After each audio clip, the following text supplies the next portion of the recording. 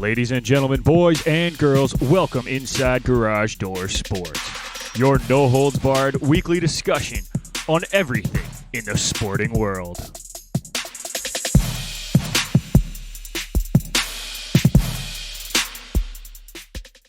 That's right, folks. We are back. Another week means another episode of Garage Door Sports.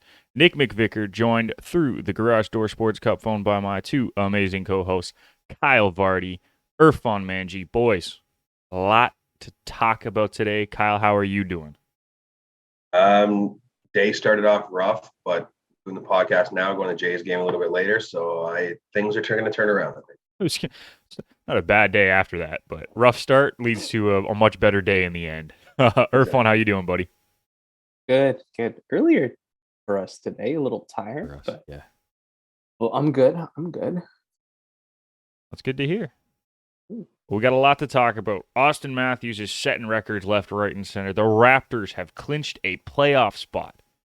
We're going to start with our kickoff segment, sponsored by Canada Kicking Academy, calling all kickers and punters in the Southern Ontario region. If you are looking for year-round professional development with elite competition, you need to train with the Canada Kicking Academy. The Ferraro brothers, Daniel and Gabe, are both University of Guelph alumni, and after illustrious university careers, they want to teach you everything they've learned over the years. If you want to take your special teams game to the next level, visit them at CanadaKickingAcademy.com or on Instagram at Canada Kicking Academy. And we're going to start in the MLB. This season is underway, folks. Every team has played at least 2 games, and after a very, very rocky start for the Blue Jays, they're 2-0 and looking pretty solid doing it, by the way. I would like to point that out. Other than the first 2 innings against Texas in Game 1, it's been fairly straightforward, eh, Kyle? Yeah, I mean, it was definitely an interesting first game, that's for sure. Going down 7-0 in the 3rd inning, not exactly ideal on opening day. No. Although going into that opening day, they had lost 10 straight on opening day. So, it seems to be a continued factor of they're not great on opening day. But, they battled back. With this offense, it's electric. So, at no game, I guess you can count them out. But definitely still some things to work on, that's for sure. But definitely a great start. Irfan, what did you think about the first game? Well, I started laughing because there was that overarching Toronto panic after the first 10 seconds of the game. And I'm like, scrolling through my feed, and it's the same Leaf fans that overreact, and you're like, guys, it's not even an inning in. Who cares?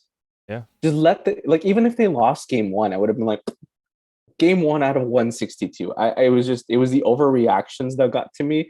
And when Nick, you tweeted, I'm like, they'll be fine. They'll be fine. They're a good team. They'll be fine. It's game 1. But I think, you can't start a Toronto sports team season without an overreaction, and we got one. So serious question here. This is totally off topic, but for both of you guys, is baseball the one sport that you could kind of get away with losing game 1 and not have to worry about momentum right out of the gate? Yeah. It's 162 games, right? There's so much. You can lose the first 20 games and still end up finishing with a 90-70 record or whatever the math comes up to. You're still going to be fine. Yeah. Because it's a game where, bad pitching for a couple of months and you can get back into it. Good pitching and you can get back into it. Yeah. No, it's so funny to see the overreactions on game 1. People were losing their minds. They're like, oh, Barrios isn't a top of the line starter. Yeah.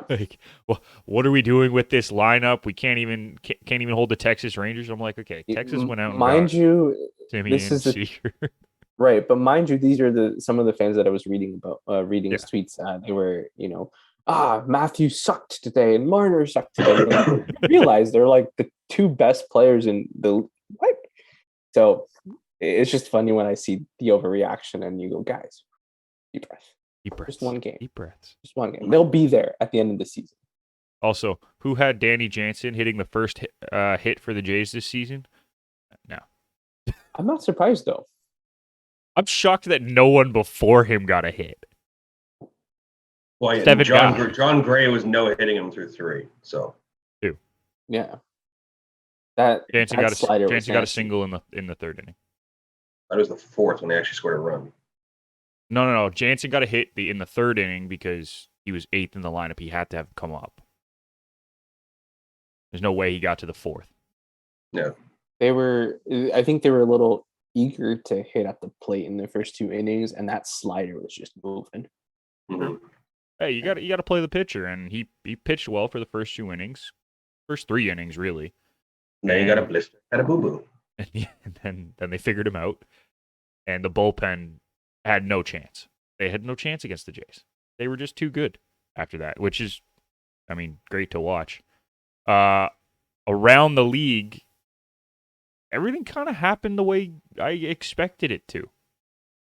Right? Like the only team that I was a little bit shocked doesn't have a win yet is probably the Twins.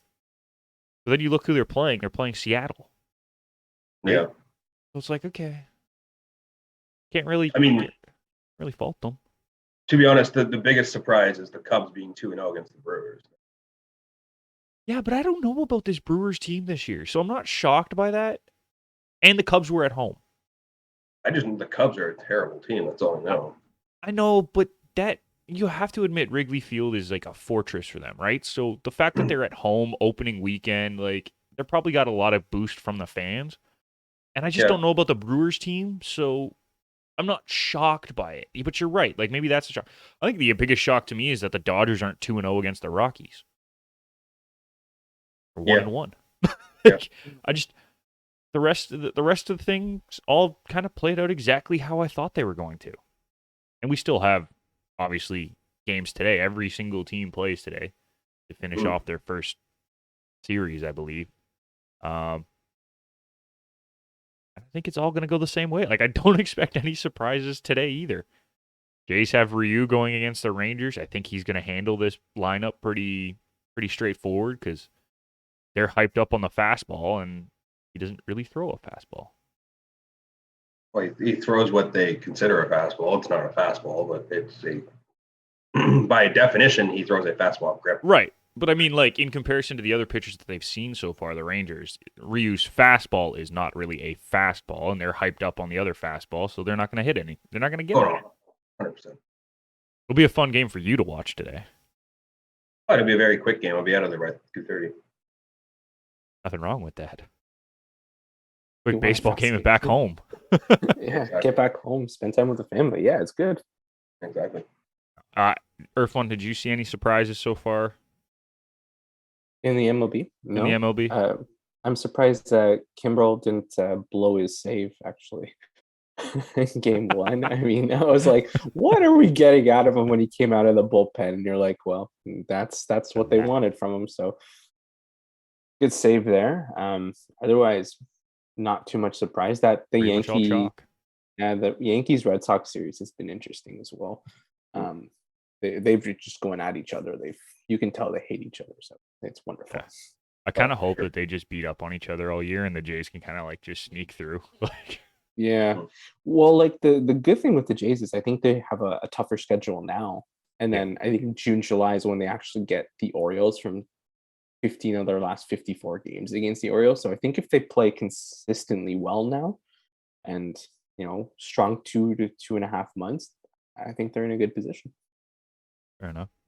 Speaking of the Jays, I want to get into this conversation because this is something that I've been asking people since Friday. And I want to get into this conversation with you guys because I think it's an interesting conversation to have. But does this Jays team feel different to you than the Jays teams that we've seen? Like, obviously, we're all the same age, so we can only go back so far. But does this team feel different than the 2011 team that we brought in Reyes and Tulowitzki and R.A. Dickey and all those guys? Does it feel different from that 2015, 2016 run with Donaldson and all those guys, right? Like, I don't know about you, but I was watching that game on Friday, and I had no concern. Even when we were down 7-0 in the 3rd inning. Like, you just kind of felt like this team was going to be like, it's fine, we got this. And they did. So, is this team different from what we've seen in the past? Irfan, I'll start with you. Simple answer, yes. Just because 7-0 down, I wasn't panicking. Also, it was game one, so Yeah. that pressure wasn't there. But no, it doesn't surprise me. They have enough hitting. Like hell, if Jansen can get your first hit of the game, what does that tell you? Like everyone's gonna hit for you at one point. Um, Not worried. The bullpen looked fine. I mean, starting pitching might be a big question mark, but yesterday they rebounded well. So, like, yes, I think to answer that question, yeah, it's probably better. Can I say that? Better than that 2011 team, better than that 2015, 2016 team. I think it might be the best rostered lineup for the Blue Jays since their World Series or the early 90s when they were very good in baseball. So the fact that we're not worried tells us the difference. Whereas, when they went down in 2015, 2011, when Ari Dickey had a bad game because his knuckleball wasn't moving, you're like, okay, well, they're not coming back because they're going to get shut down because they're just going to go up there hacking instead of being smart about it. This team, to me, they're not going to go out there hacking. Obviously, that slider was nasty on Chapman there, but it's fine. Like, they're going to be like, okay, one at bat was bad. The second at bat, they're not going to do it again. And you saw after the third inning, they were fine because they adjusted. Yeah. I felt when Batista and Edwin were up there, even Tula was up there, they'd be like, okay, we're going to go hack and try and get a home run. The guys now are like, let's get on base. Let's make some noise. So I think that's my biggest difference. That's why they feel different. Huh? Well, I think the biggest difference that Irfan nailed it right there is all of our hitters aren't hitting 250 with 30 bombs. They're hitting 275 to 300 with 30 bombs. It's one of those, they're being a lot more consistent when it comes to average. They're getting on base, they're doing whatever. Like George Springer didn't exactly have the greatest game in the first one, but walked 3 times to get on base. Like you can't ask for much more than that on your leadoff hitter. No. Yes, of course, you would love a Springer to go, hit a home run, but Springer dinger. him getting on base allowed everybody else to go around again, right? So it's one of those. This team's definitely feels different. I think the offense is something that nobody's ever going to worry about. To me, the biggest question mark is still pitching. I mean, and I think if you look at his lineup, that makes sense. Yeah, and I think it's one of those, like it feels different, but at the same time, and before we were talking, Irfan nailed it.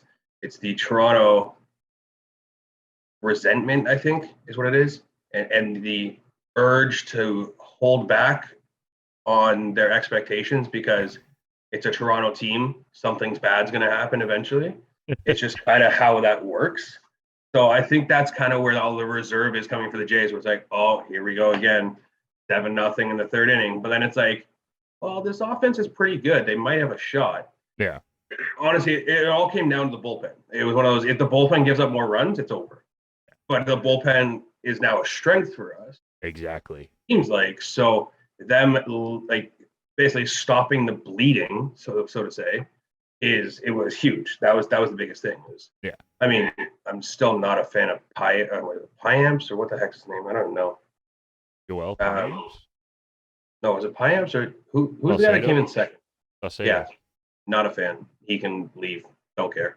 Well, he wasn't. To be fair, he wasn't supposed to make the lineup. If injuries to Borucki and Pearson didn't occur, well, injuries and illness, he wouldn't have been on the roster.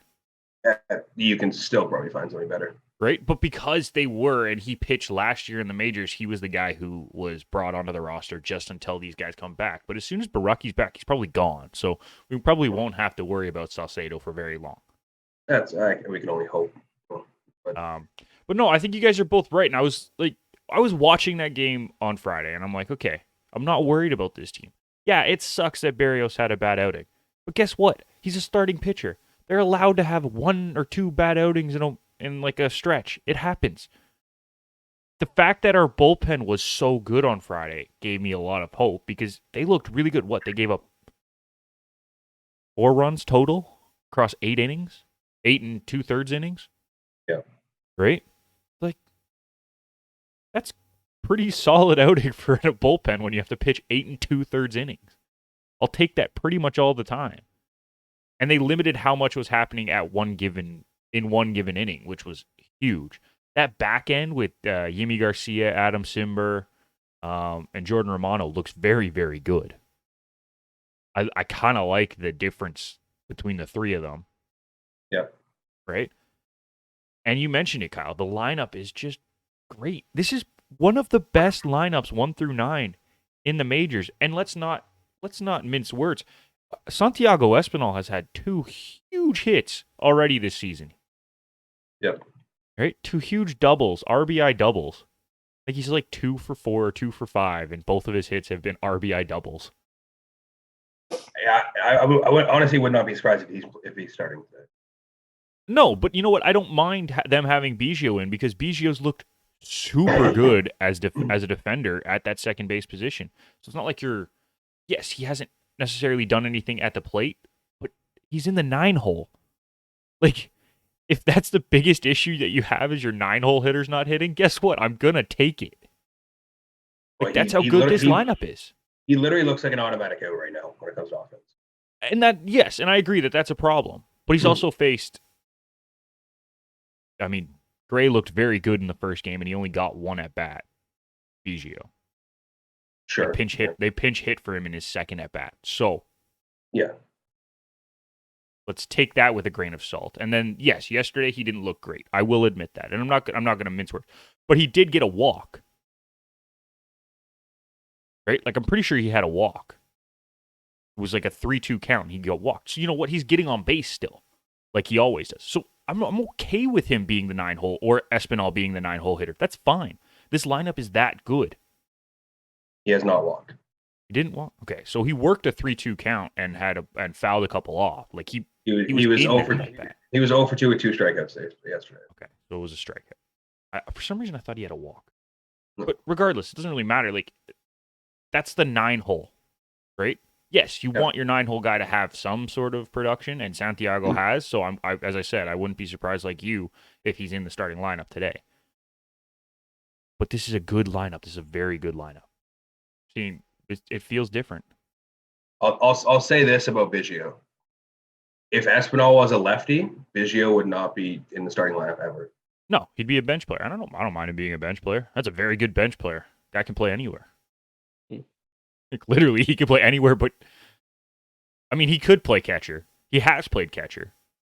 No, just because his dad played catcher doesn't. No. He played catcher in the minors multiple times. Like it wasn't a one-off thing. Like he has played catcher. I wouldn't put him there in the majors, but he has played catcher. That's like saying Kirk played outfield in the minors. He can play outfield in the majors. No. Kirk sits his butt behind the plate, or he's DH. That's all he can do. I would not be shocked if Kirk is the go straight for it DH once Zach Collins is in the mix, like fully in the mix. What is delaying him from being here, by the way? I don't know, because him and Zimmer were both delayed. Zimmer showed up yesterday. I know that because Cato's getting sent down. So. Is he? Oh, me. They had a meeting with the manager yesterday and Atkins. They all met in the after the game. So I'm assuming he's getting sent down for Zimmer to be activated. Oh, I like Cato. He was really good in spring training. Anyways, not the point. Yeah, but like once Zach Collins is in, I would not be shocked if Kirk is just a straight DH. Yeah. Just because like that injury that he had last year for his IT band, that's not an injury that is easy to get over as a catcher. No. So I just wouldn't be shocked. Or he might make like spot starts as a catcher. But most like 85 to 90% of his games is going to be DH, I feel like. Mm-hmm.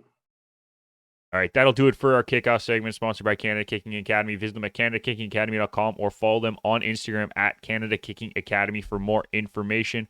We're going to keep it rolling, boys. And boy, was it an interesting week for one Mr. Austin Matthews. He just decides to go on a record streak and break as many as he can in 5 days. Sets the new franchise record in goals for a Leaf. Also set the NHL record for most goals by an American-born player.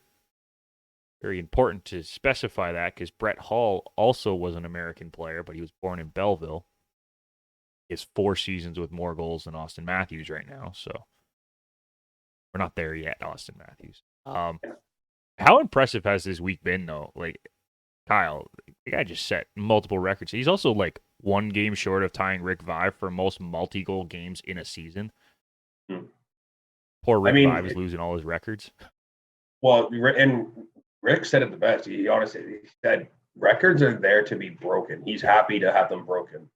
So honestly, it's been a great stretch, and I think it's a weird feeling right now. Leafs fans actually have some confidence going into the playoffs. I think right now.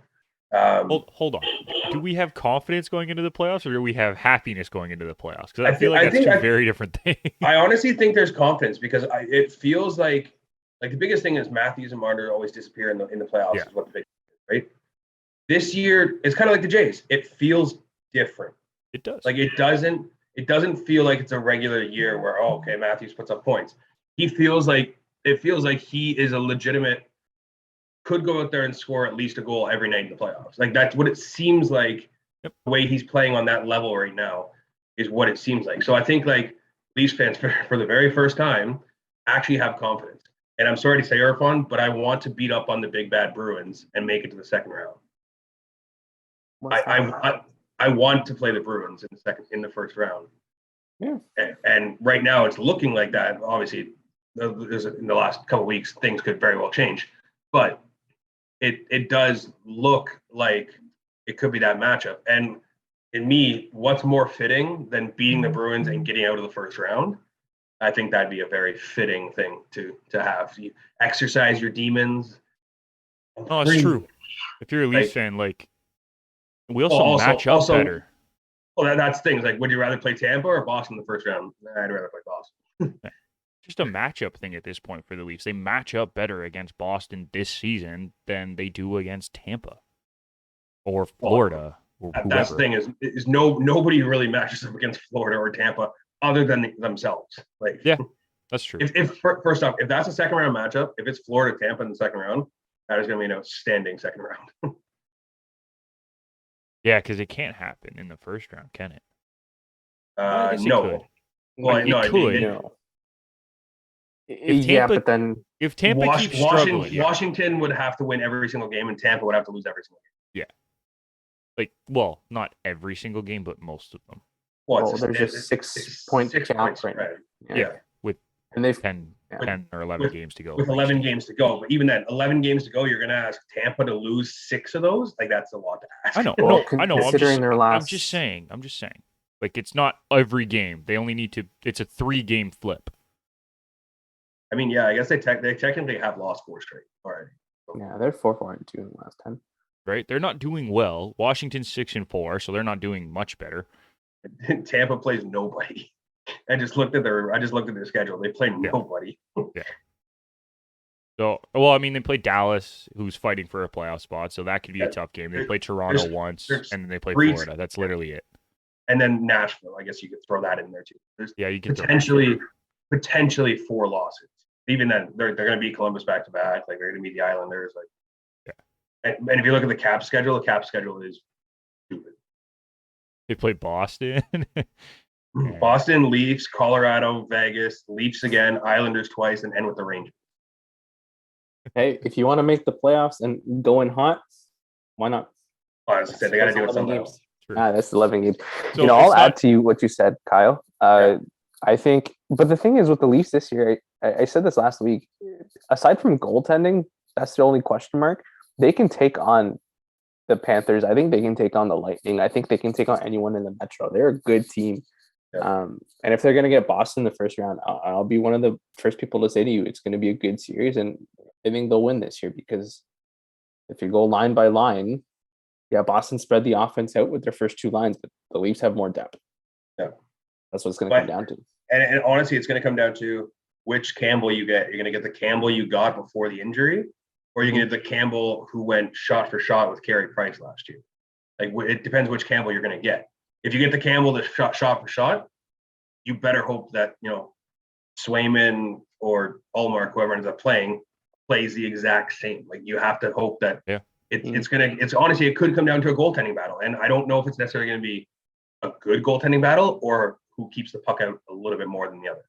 Well, it's if the last time they played each other was any indication, you can't trade goals with Toronto for Boston because Toronto just goes, well, let's run up the score because we don't give a shit. We'll score 10 goals if we Toronto have has to. scorers on 3 lines right now. Well, that's the thing, right? Like you can't trade that unless Boston shuts it down and goes, okay, we're just gonna shut you down. It's gonna be a very boring series, and I don't think they're gonna let that happen. They're gonna go back and forth. So, I gotta ask, because this is totally off topic, but what do you guys think of the new line formation for the Leafs right now, where they have Bunting, Matthews, Marner, we knew about, whatever. The second line is currently Mikheyev, Tavares, Kerfoot, and the third line is Nylander, Kampf, and Engvall. Right? Yeah. What do you think of that? Like, I actually like it. I think it's actually spread out a lot more of the scoring. Nylander's looked very good on that third line, by the way. I think in the games that he's played. On paper, it doesn't scare you. But when you watch the way they play, I think each player complements each other very well. Like the pace of the third line is very good. Like I don't know what happened to Engvall this year, but the guy is looking a lot faster, a lot more hungrier. He's going into the dirty zones where you don't really expect a lot of your top forwards to want to get into. I mean, Tavares goes there, but we're always afraid something will go wrong because that's what happened. Knock on wood, right? Right, but like having Engvall on that third line with Nylander, it forces Nylander to move around in the slot a lot. And we've seen him like a little vulture. And I think that's doing a lot more for his game. Whereas when he was with Tavares, he actually had to do a lot of the grind where Kerfoot's doing that now. Mikheyev's doing that now. It kind of, I like it. It's balancing it out. And I think they look better for it. So they're not worried about defensive stats. They're in the offensive zone for most of it. It's like rush after rush. It's what Tampa did with that Coleman Goudreau line. It's very similar to that in terms of the speed. Yeah.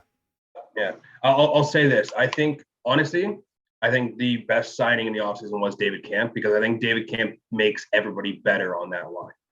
David Kampf kind of honestly eases all the tension for everybody else in that line and allows them to just go play their game.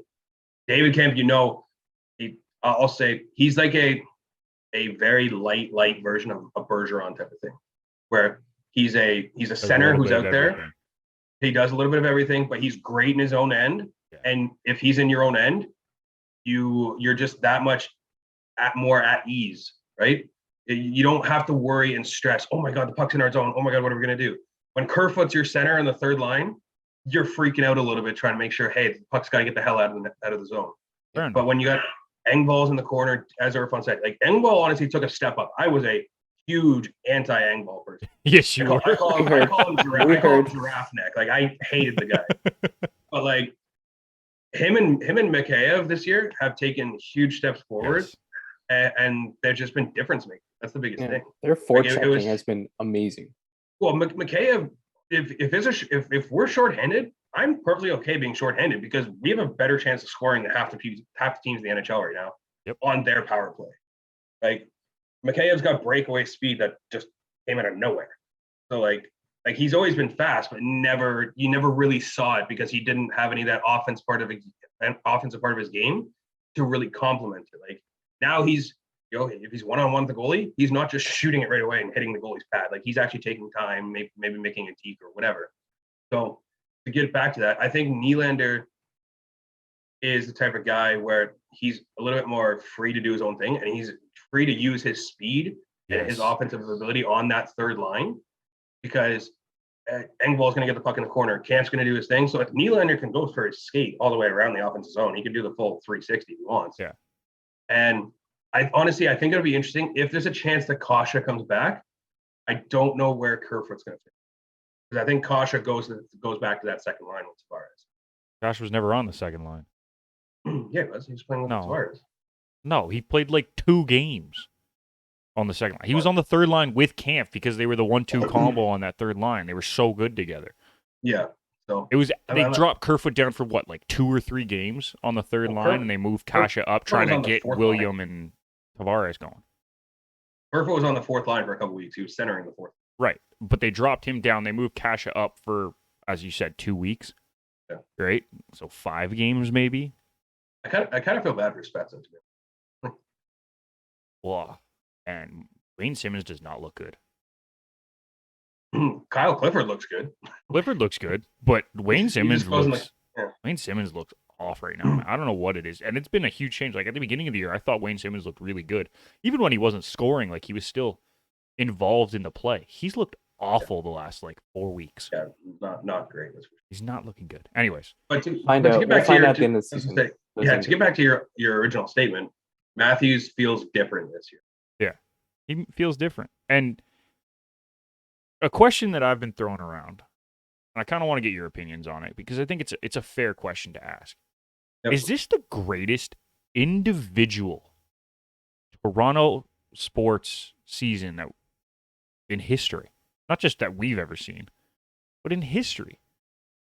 Like individual stats, individual season by any Toronto athlete, any sport. Raptors, Leafs, Blue Jays, Argos, anything. Because there's been some very impressive seasons. Like I can think of like Giovinco's MVP season for TFC. 22 goals, 13 assists in 33 games. It's an incredible season. Vladdy last year was second in MVP voting, right? Jose Bautista, 54 home runs in a season for the Jays. Vince Carter still holds multiple single-season scoring records for the Raptors for his 99-2000 season. Delgado's huge year in 2000 as well, right? These are incredible seasons. Oh, I can even talk some Leaf ones, right? Like me and Irfan were talking off air. What about Doug Gilmore's 127-point season where he had 95 assists? Yeah. Where does this rank for you, Irfan, as great individual seasons in Toronto sports history? I think like any sort of record or any sort of individual season, it'll take a couple of years for us to truly appreciate it. Because right now in the back of my mind, I keep thinking Doc Holliday's Cy Young season, 20 plus wins, just like Doc in general for what he did for a Jays team that wasn't very good for a very long time. You know, I'm thinking Pinball Clemens in the 90s, right? As individual seasons where he like dragged the Argos to Grey Cups. You mentioned Batista, you mentioned Matt Sundin being the heart and soul of that Leafs team in the early 2000s for a very long time. So like, I think if you asked us this question in 3 years, it's probably going to be the best individual season. Like if he comes out with a Hart Trophy or some sort of trophy at the end of this season, probably. But at the same time, if Vladdy won MVP last year, I would have said Vladdy because it was like he was absolutely dirty. He was so good. So give it a year or two and then ask us that question. I know that's not what you're looking for in this answer, but there's other great talents. And I keep thinking Doc. Like for me, it's Doc. You mentioned Carter at the top of the part there, but I don't know yet. It's so early, but I will say this, that as I think he might be the most lethal Leaf scorer I've ever seen. He might be at the top as one of the best Leaf players of all time already.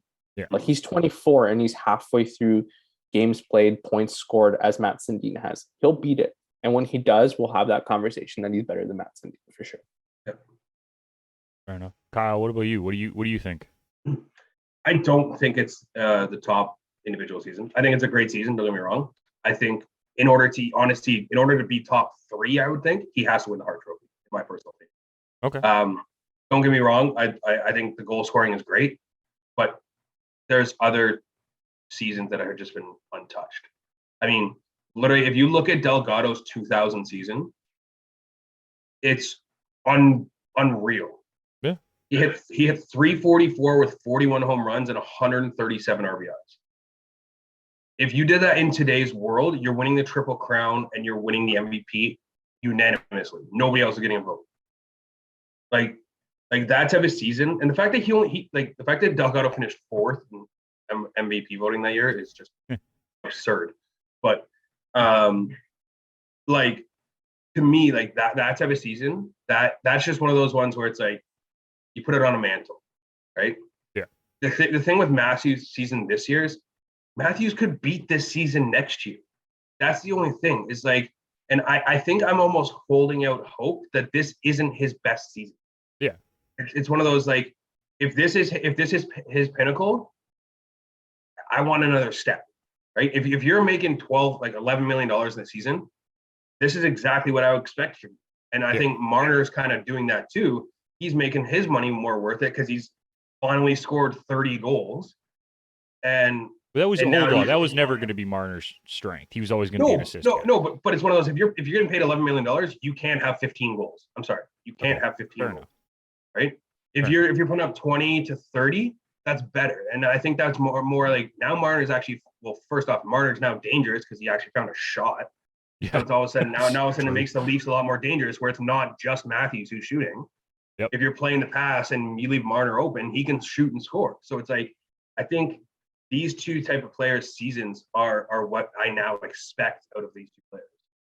So Okay. I think them taking the next level, and maybe Matthews goes for 115 points. Maybe that's the pinnacle. Maybe that's his season. And if he scores 60 goals and has 115 points, then that is his best season. Not necessarily him scoring 65 but having 100 points. Like that's kind of more my thing, where I think there's more room for him to grow. So I wouldn't give him the best season ever yet. Where does it rank for you though? I'd probably say 3-4 right now, I would say. Okay. So it's still up there. It's not like it's not within conversation at least. No, 100%. I mean, don't get me wrong. He set the Leafs record. Leafs have been around for a very long time. The fact that he set the Leafs record in goals, it's impressive. I'm not going to deny that. That's the biggest thing. So, but there's, as I said, I think there's another step to him. So I'm not going to give it right now. As Irfan said, in 3 or 4 years, if he doesn't amass this one, then we maybe look back at it and say, okay, I know that was his best season. Not even a question. Okay. No, I was just curious. I think you guys both have very valid points, and it's an interesting conversation to have because it's hard to compare across sports, obviously, to try to put it into perspective. What you said about Delgado, Delgado's my second favorite Blue Jay of all time, behind Doc Holliday. But that season was incredible. Like, just watching him go through that season. We'd be remiss if we didn't talk about that 93 Jays team that had 3 guys bat over 326. All 3 of them led the AL. They were the top 3 in the American League that season. There's a lot right there. That's impressive stats. 100%. So, and they won the World Series. Can't really go wrong doing that. Mhm. There's been some incredible seasons in Toronto sports history, and we didn't even talk about it in the Argos once. There's been some incredible Argos seasons as well. So, Absolutely. like, there's so much that you could talk about, but we'll leave it at that. Now the fun question comes, and Kyle's gonna hate this question, but it's been thrown around a lot this week. I know Carlo on First Up on TSN 1050 is totally for saying this. Is Matthews the greatest Leaf of all time? Kyle, No. thank you. Like, it's not a debate right now. I'm sorry. Too early. It's way too early. As Irfan said, he's not even halfway up the record books. You can't immediately say, no, he's the best of all time. Could he be? Absolutely. Not even a question. Right now, not close. Irfan? That might be one of the best goal scorers we've ever seen. Most lethal shots, most lethal eye for goal. Most Sure. skilled player is a much different debate. Oh, Sure. Yeah. Greatest Leaf of all time. I can list 10 that I would consider bigger Leafs. It's true though. No, It's true. I agree with you guys, but this is a conversation that has been had in Leaf circles, so I wanted to have it with you guys. That's right, because think Leafs fans are delusional. That's why. You know what it is? Sorry. It's recency bias because I haven't seen a good Leaf player Keon, 50 Sittler, in 15 Gilmore, years all of though. these guys. Like, we haven't seen anyone take over a Leafs game since Matt Sundin.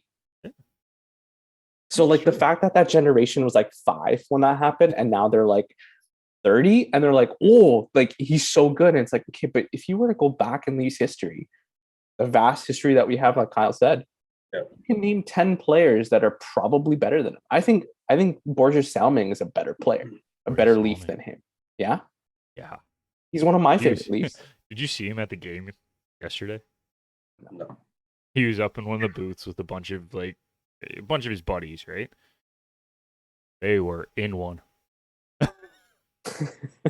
But see, that's the thing. Like, you can name so many other players, and if you ask people generationally, like Kyle, ask your dad who he thinks is the greatest Leaf of all time, and he'll probably say someone from the 80s. Like he might say Wendell Clark, for example, who started off as a defenseman. Sittler. He loves Right? Sittler, and Yeah. Sittler's up. It's my dad too.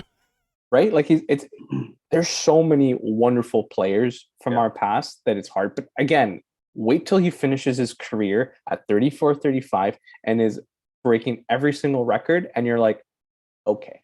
Yeah. That's Honestly, the conversation. As soon as he passes franchise list of like points, then he's there. No problem. I got no problem putting him there.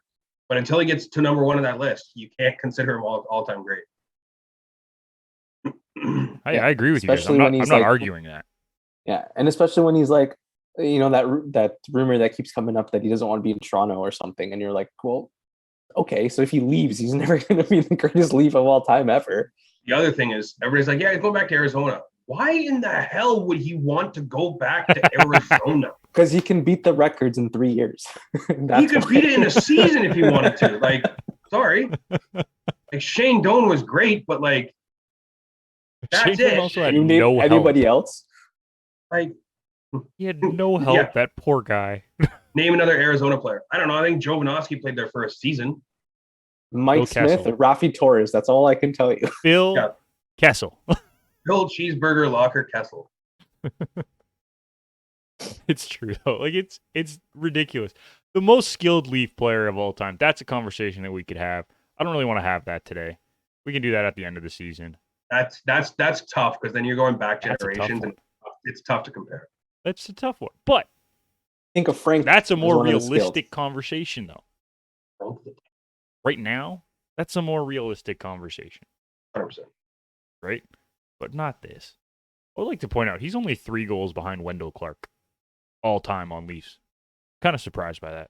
Whereas Wendell Clark was not exactly known as a big goal scorer. I know, but like we always think the big names from like the 80s and 90s were like Sittler, Clark, Gilmore, Anderchuk, right? And I know Anderchuk wasn't with the Leafs for that long, so he's not going to be very high on the list. But like Sittler's at 389. Wendell Clark's at 260. Like it just feels like it should be more. Okay, so I just looked up Arizona all-time points leaders. All this should be good. Shane Doan 955. Yeah, it's good. It's good career. Can you guess who number 955? Yes. Can you guess who number 2 is? Phil Kessel. Rafi Torres.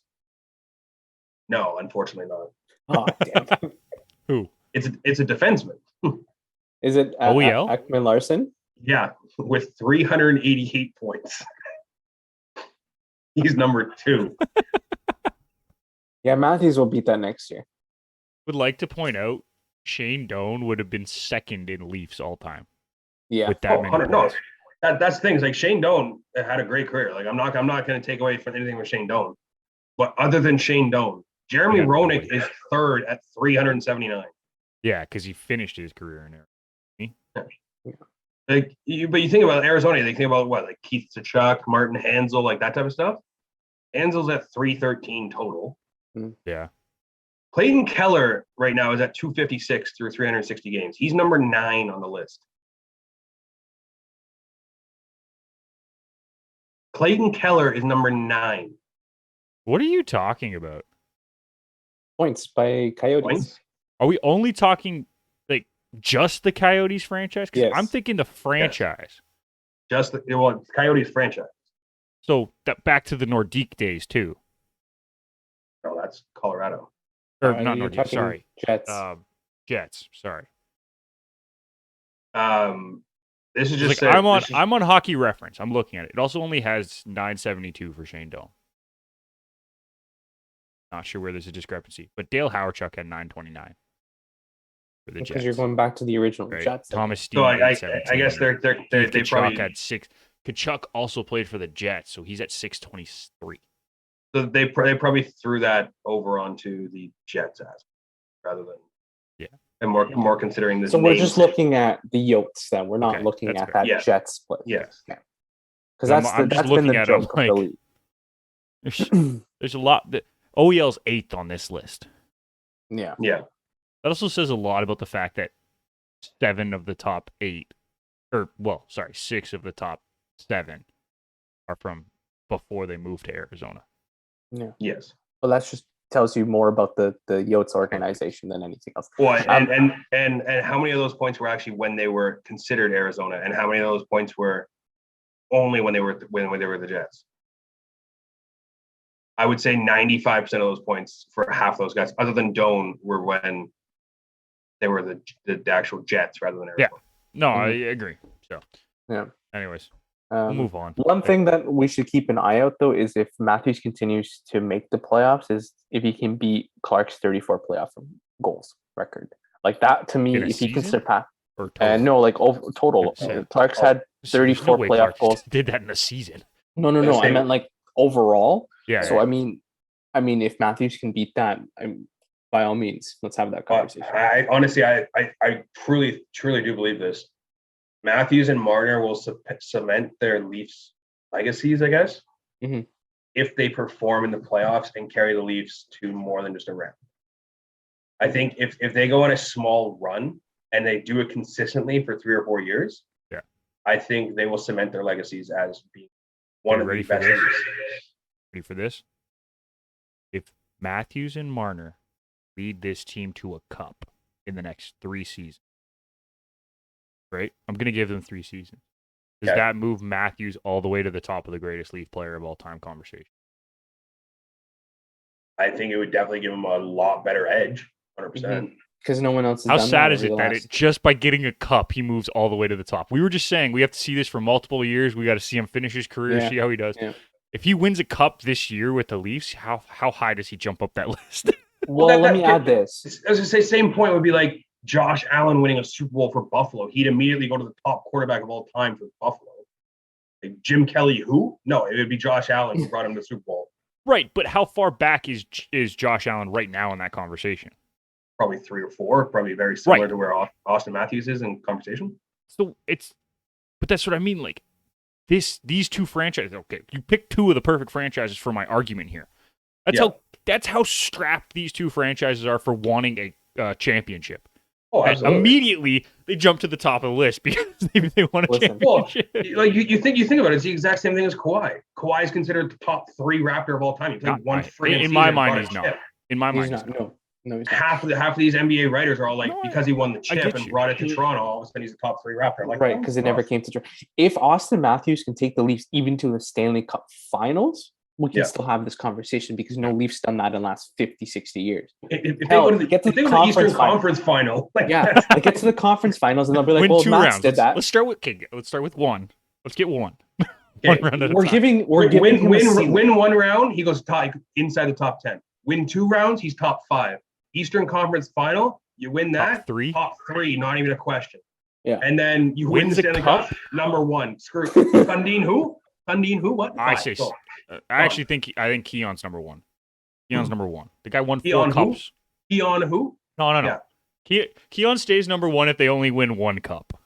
If they win 2, it's over. The game over. Though, in this era, 1 cup is probably all they can ever get. I understand what you're saying. I don't think you understand. If the Leafs win the cup, nobody can say anything to Leafs fans anymore. Nobody's gonna know what the hell to say. It's true. 67 what? Wait, no, you haven't won since 60. Oh wait, you did win. 67. Well, you can't win. You can't get past.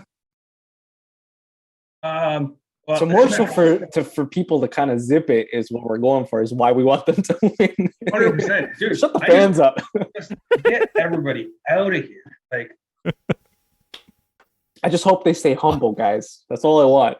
Well, they made the playoff spot yesterday, so we're on the right track. Yeah, they're 5 points from their best record for points wise. So I think if the Leafs win, batter your doors up because there are going to be giant riots and there's going to be millions worth of dollars of damage. I think Mississauga is going to be okay. Toronto, batter. Are you sure? I you saw the Raptors parade. It's going to be worse than that. Yeah, it's going to be 4 times that. I know. That's why I said Mississauga might be okay. I think we're just far enough away. Etobicoke could have some problems. It's gonna leak into Mississauga. It's gonna leak all the way to Ottawa. I will guarantee that. No, but I mean like the danger level. The danger level will be Toronto and it's Ottawa. We'll have our own parade. A couple weeks ago. 403 is gonna be fucking dangerous. But we'll be okay. The Gardner won't be able to hold people is where we're gonna be at. Okay. The gardener's gonna collapse. Oh god. All right. Well, I think we've taken this conversation way too far. But I would say so. Fun. let's move on to the other Toronto team that we got to touch really quickly here. Raptors clinch a top 5 playoff spot. Realistically, Kyle, you weren't here last week. I'm going to ask you first. How far do you think this team could go in the playoffs the way they've been playing lately? I think right now they could make the second round. I think that's probably their peak. Okay. I think honestly today's a huge day for the NBA because there's a chance the Bucks fall from number 2 and go all the way down to number 4 potentially. They can't. Yes, they can. Ooh, they can't. How can they not? They have a head-to-head against one of the two teams. They can drop to 3. Oh, okay. Can they not? They have the head-to-head against Celtics and Sixers? No, they have the head-to-head against one. I can't remember which one. Okay. But they have the head-to-head against one of them. Either way, it's one of those. There's a chance that the Sixers potentially could lose that 4 spot too. Yes. Could end up being Boston in the first round. So it's very interesting. I honestly think, and it's weird to say, I think they match up against the Sixers better than they do the Celtics. So it's not a weird thing to say. That's a very obvious thing to say. Yeah. So, and especially with Thibault not being able to play in Canada because he's not vaxxed. Sorry, unconfirmed that he's not vaxxed. Just hasn't been able to play in Canada all this year. Funny how that works. I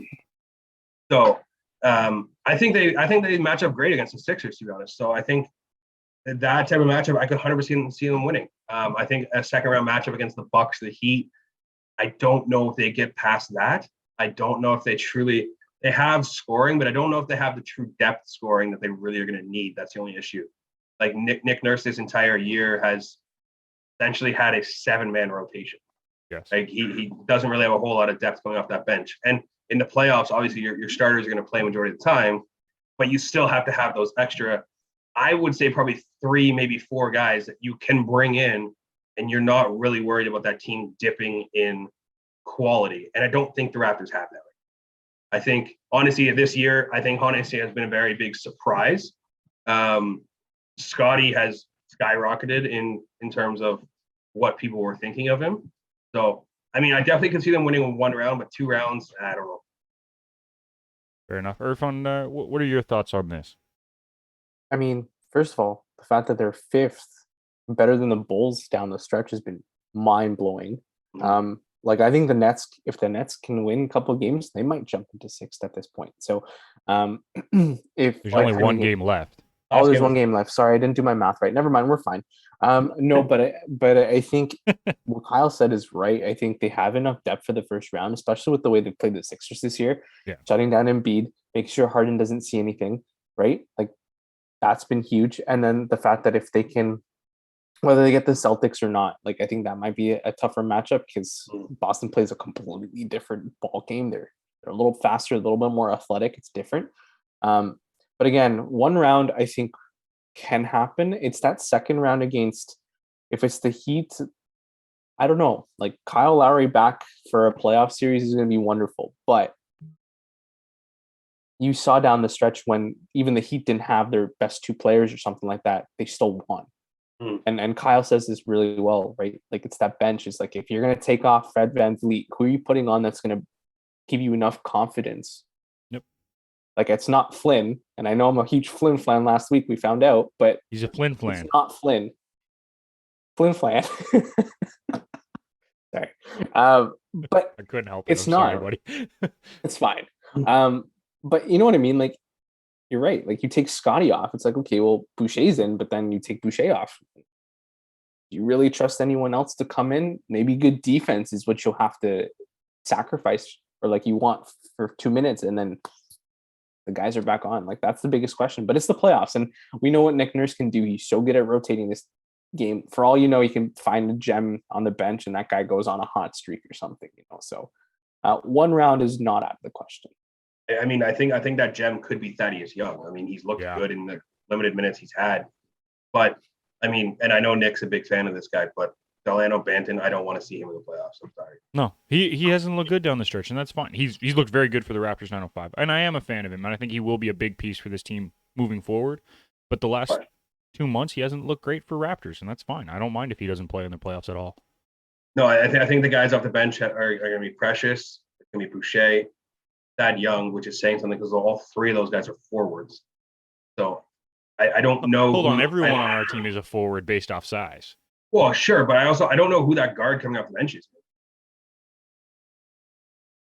Like, is it going to be Flynn? Maybe Flynn gets some rotation minutes. I don't know. He will. I think he will get rotation minutes because they will need to. Let alone maybe like because it was Savai before in the beginning of the season. Now it's not. He's just disappeared. He's had some issues. So I don't know. And it all depends on how OG comes back. He might if he's healthy.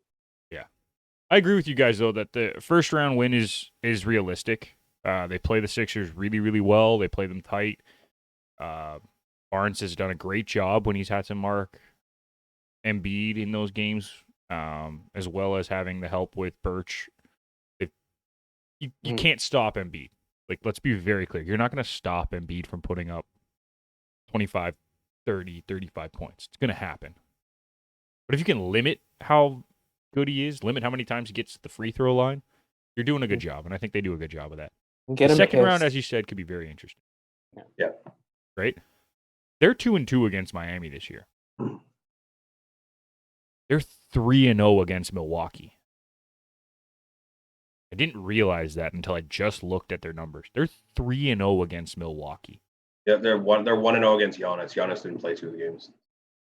They're 3-0 against Milwaukee, though. Even if Giannis only played in 1 game, they're 1-0 against Giannis. They match up well. I honestly think they match up well against both of those teams. Miami is more dangerous because they have more people who can score, and that's fine. Yeah. But they match up well against Miami, player for player. And we talked about this. This was like a month and a half ago, but we talked about that they do match up okay against Miami. So you win that first round. You get some momentum. You beat Philly again, and you're the underdog.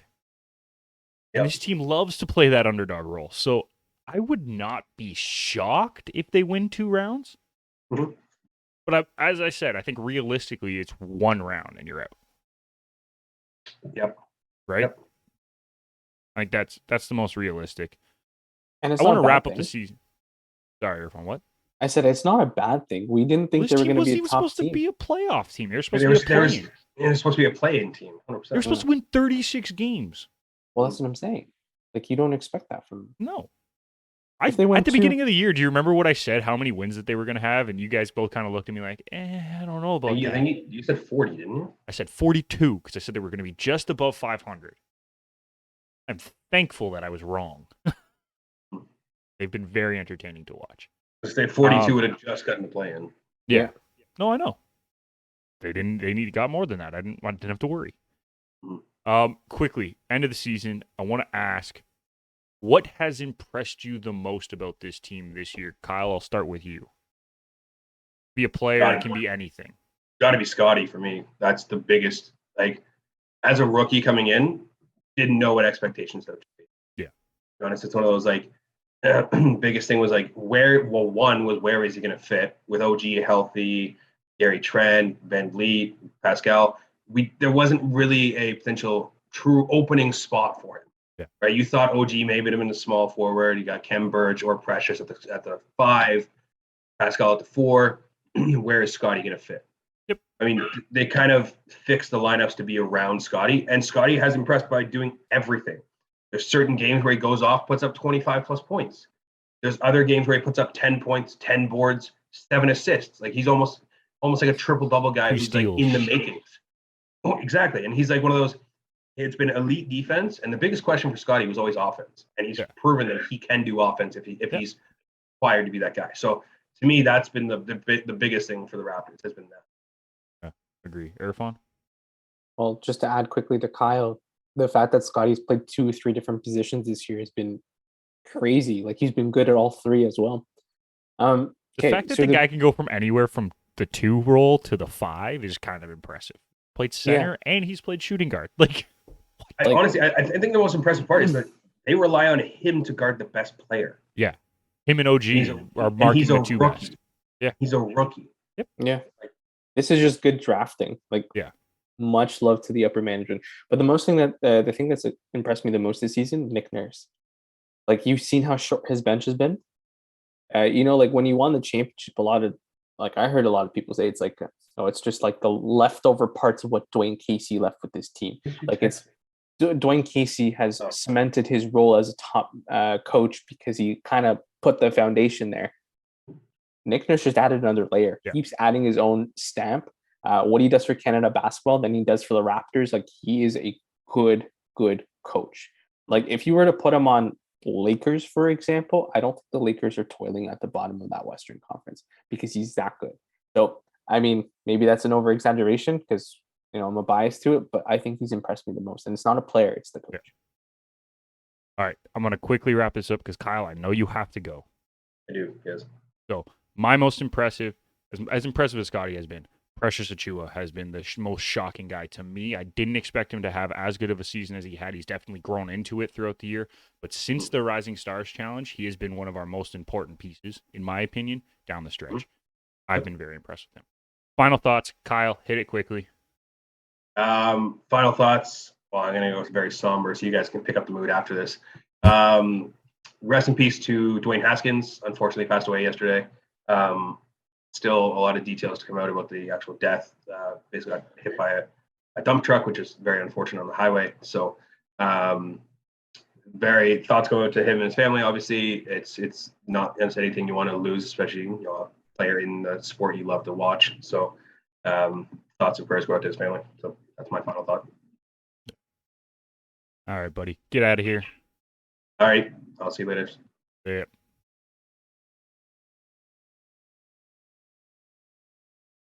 Irfan, hit me with your final thought. Hard to follow up what Kyle said, but Ryan Gaslav is retiring at the end of the season. So one of the top centermen of the last decade or so. Big, huge part of the Canadian national team, winning golds, and even in his junior career, and him and Corey Perry just being this phenomenal duo for the Ducks for a very long time.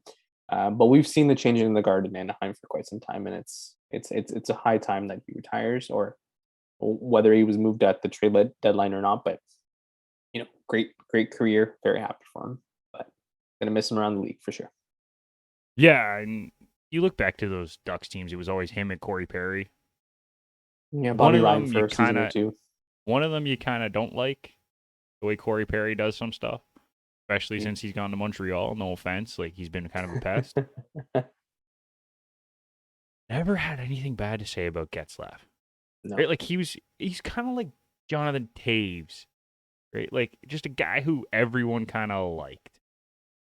Or maybe not Bergeron. Taves over the last year. Yeah. Or Bergeron, right? Like no one ever has any problems with Bergeron. No. I would say the same thing with JT, John Tavares at the Leafs. I think a lot of people respect him around the league. I think it's that level of respect and camaraderie that you go, I can't shit talk this player because he's actually very good. It's like that clip from Drew Doughty yelling at a fourth line Ducks player a couple of years ago, and then Getzlaf just skates by and he's like, can't say anything now because what do you have on Getz? Yeah. It's true. It's just like you can't really hate Getzlaf. No. And that's okay. I'm okay with that. Yeah. He'll get his jersey retired at the end of it. It's gonna be great. Yes, it's gonna be a wonderful ceremony. He should. You'd think he would. I can't think of why he wouldn't. No, I know. He'll get his jersey retired in the old Ducks jersey, the one I really like, the one I always tell you about. That one. Yes, that one. My final thought. I actually didn't think about this. Gotta think about this now. Canadian women are doing their celebration tour out west right now for the women's national soccer team. It's well overdue, first of all.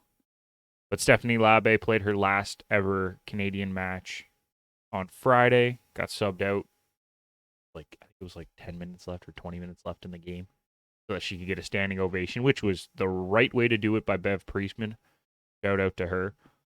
But you realize this was also a celebration not only of the Olympic gold, which was necessary. This was a celebration of Christine St. Clair breaking the international goal scoring record, even though it happened a year and a half ago now. Mm-hmm. How overdue was that celebration? Everything was overdue. the legacy of this team, the stars that we've seen over the last couple of years, Cincy, Labe, like you mentioned, it just feels good to watch soccer do well in Canada. And like the women have started it, they've paved the way, and now you see the men's team trying to pick that up a little bit. So it's a good future for Canada soccer. And all thanks to the women's side. Like if Cincy isn't banging in goals or winning medals and playing well and being the spokesperson that she is, Canada soccer isn't where it's at. No, not even close. And it's a well overdue celebration. It's something that needed to happen. They play another game. Oh, is it tomorrow? Against Nigeria again, I believe, right? It's Nigeria again. I just can't remember if it's tonight or it's tomorrow. Oh, I should know this before I start talking about it. No, here, I'll find it. That's bad. That's really bad, though. It's today. Today. Okay, so it is tonight. Yeah. Yeah, 10:30, I believe. In Calgary, I believe, right? It's out on the West Coast. Yeah, I know Vancouver was the first game. I'm pretty sure this one's Calgary. It's well overdue. It's something that needed to happen. And Irfan, I'm going to have a little fun with you. Are you ready? Okay. Where does Stephanie Labe rank among all-time great Canadian goalkeepers, men's and women? In your mind. I asked Nico Giantsopoulos from York United this on Footy First on TSN 1050. So I'm curious what you have to say, and then I'll add what he said. Sure. So I haven't heard that episode just yet. It's on my list for this week, but good. So you're not influenced. I'm not biased to an instant. No. I always think of Craig Forrest. Yeah. As the guy for Canada soccer in net. And I hate to say this, but I think she's past him. Or she's very close to him in that conversation. I think again, it's one of those let's talk about it in a year and see what else has happened, because we've had some good Canadian women's goalkeepers over the last 5, 6, 7 years. Right? LeBlanc comes to mind for me as well. So I don't know. It's always been Craig Forrest. I don't think anyone's ever going to pass him, but she's very, very, very close. That gold medal and the walk-off celebration in that Nigeria game, you're just like, I think we might see the best women's goalkeeper of all time. Has she passed Craig Forrest? Yeah. That's a conversation that I can actually have with you and say, probably. No, I asked because like there's always been the two male ones. It was Pat Onstad and Craig Forrest, right? Those were the two keepers. She's past Pat Onstad for me. Right? And then on the women's side, it's been Karina LeBlanc and her. Those are the two. Mm-hmm. Not to say that we haven't had some other great keepers. Like this country has actually done a great job producing goalkeepers. Mm-hmm. The one position that we've been very good at. But where does she rank? I think she's the best women's keeper. She just passes LeBlanc, but LeBlanc is right there. Like they are 1A, 1B almost in my head.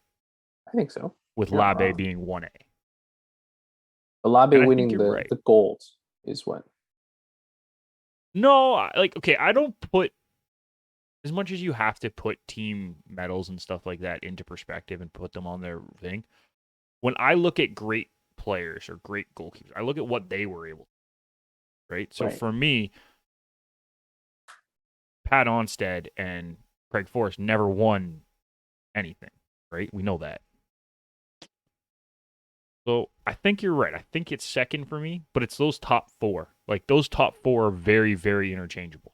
So I'm kind of interested to see where she ends up ranking in, as you said, 5 years, 10 years from now. I will add, I do think Riley Foster, if she gets back healthy, can surpass Stephanie Labe. I think her athleticism and her ability on and off the ball is very good. Whoa. Very good. Whoa.